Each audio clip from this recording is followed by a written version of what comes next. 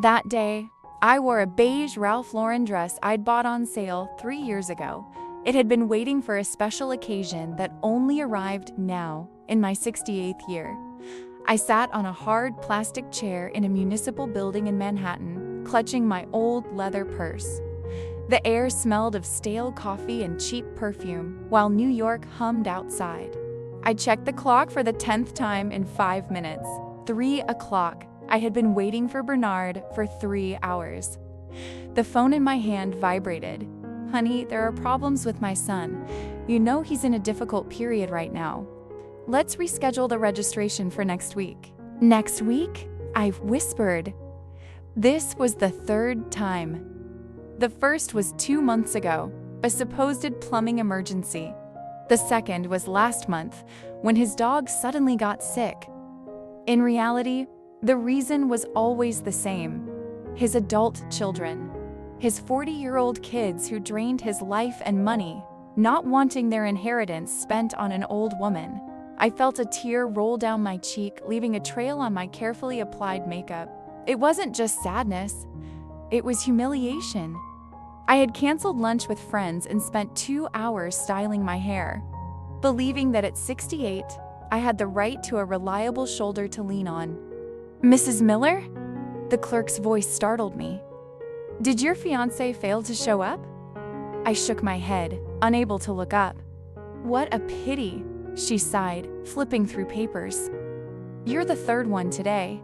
You know, there's a gentleman sitting outside. His bride ran off with a yoga instructor an hour before the ceremony." The clerk continued. "He needs to be legally married by tomorrow due to some legal complexities regarding an inheritance in Connecticut." She chuckled, trying to lighten the mood. "Maybe you two should just marry each other? It would save us some paperwork." It was a joke, a stupid, inappropriate office clerk's joke, but at that moment, something clicked inside me. For 45 years, I had been proper. I was an exemplary wife, an ideal mother, and a punctual history teacher. And where did that get me? Sitting in an empty registry office in an out-of-style dress, waiting for a man who would never come. I stood up, knees were shaking, but my back was straight. "Where is he?" I asked. "Who?" The clerk froze, stamp in hand.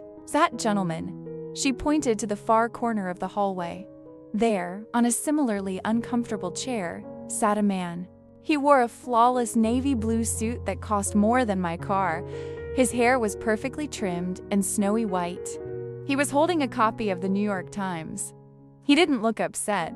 He looked like a man solving a complex mathematical equation.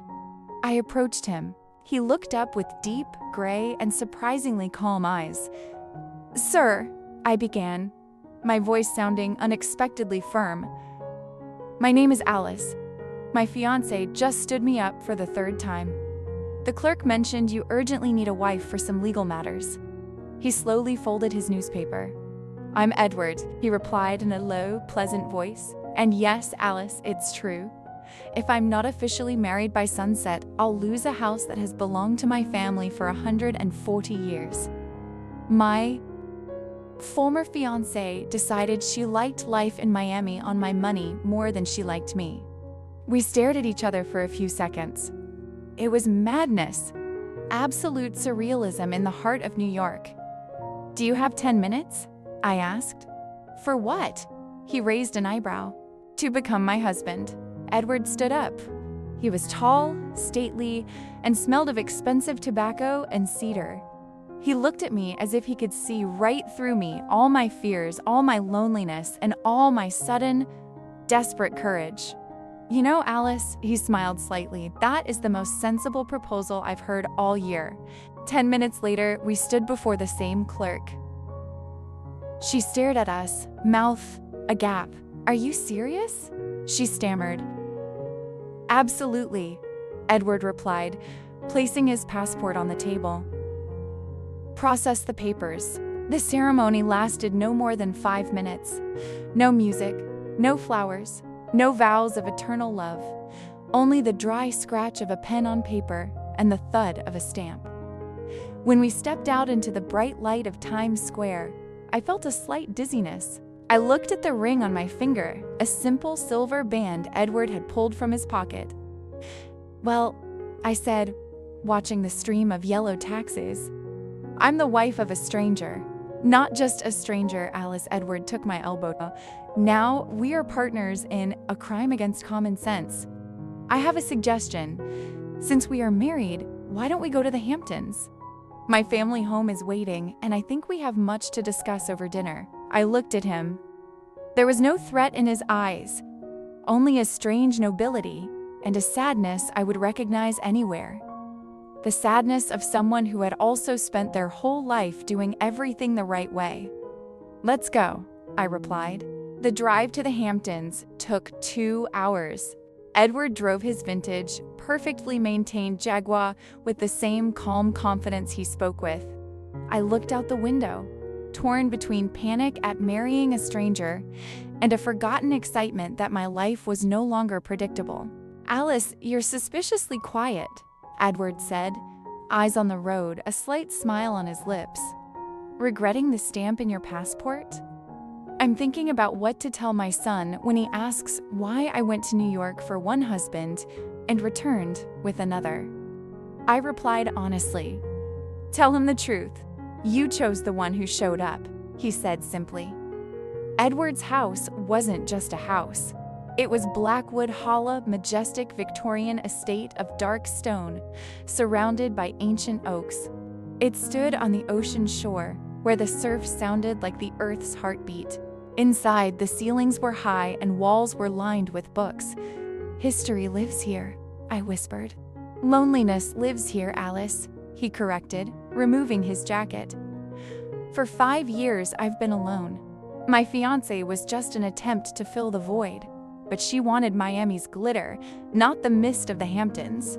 Over dinner on the terrace, Edward explained the legal technicality. His late father's will stated the estate would only pass to Edward if he was married by his 70th birthday. The deadline was midnight tonight. "Was I just a tool to save your real estate?" I asked. Edward set down his glass and looked me in the eye. "Alice, I could have hired an actress. New York is full of women who'd play a wife for $100,000. But in that hallway, I saw a woman betrayed just as I was. In your pain, there was dignity.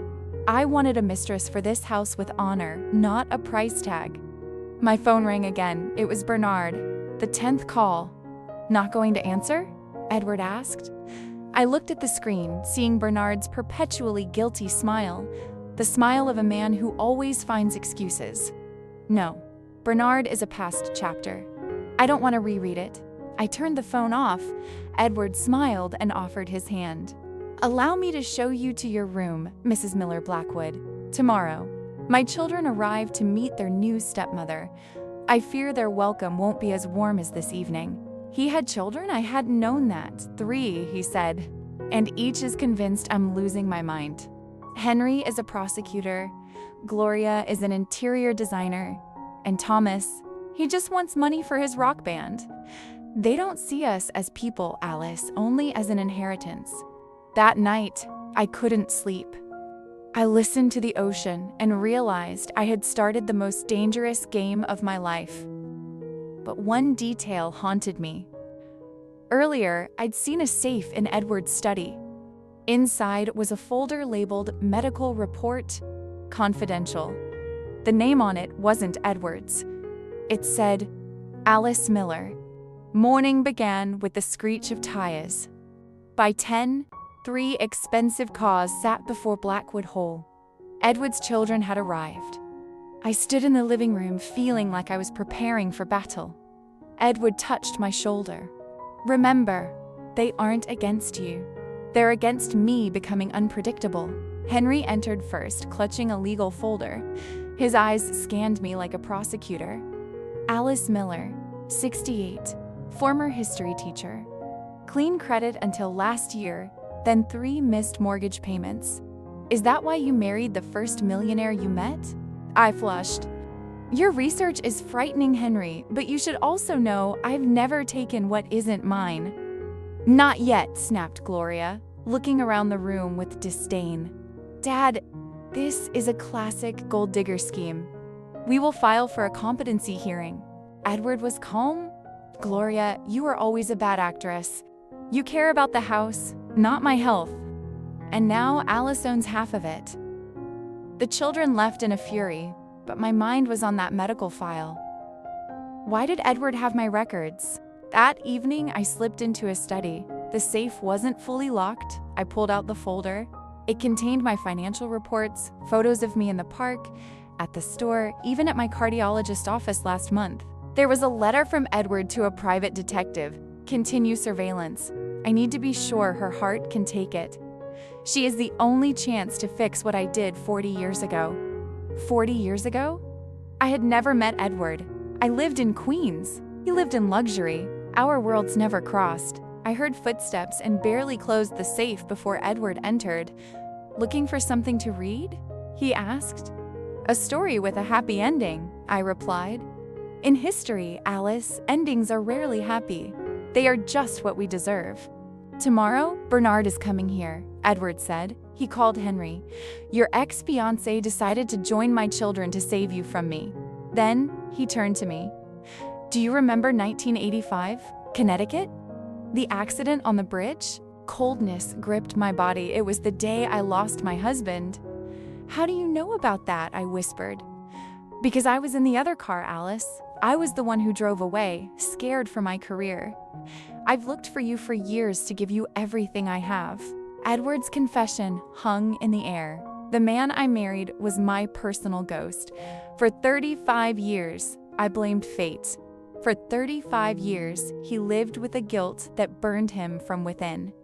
I was a coward, Alice. I found you a year ago and saw that Bernard would ruin you. I came to the registry office to save you. The next morning, Bernard arrived with Henry. Alice, darling, Bernard cried, this man is a criminal. Come with me, I forgive your foolishness. I looked at him, the man I had waited for on a plastic chair. Bernard, you only came because Henry promised you a cut of the estate. I turned to Henry. Your father isn't crazy. He's the only sincere person I've met in 40 years. If you continue this circus, I will ensure your inheritance becomes a donation to a cat shelter. Henry went pale. He knew I wasn't joking.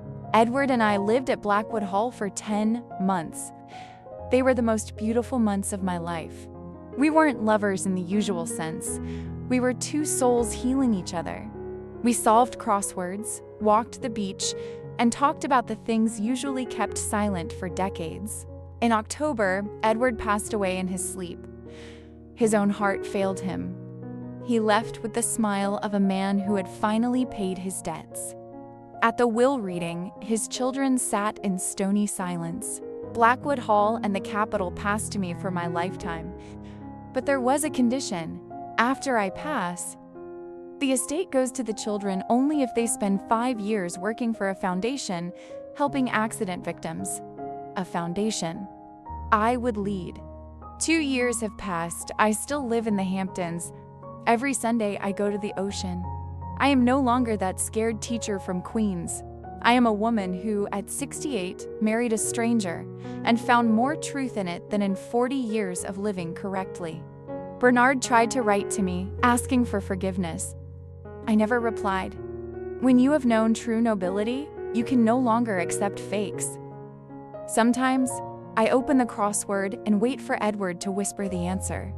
I'm learning that it's never too late for a new chapter.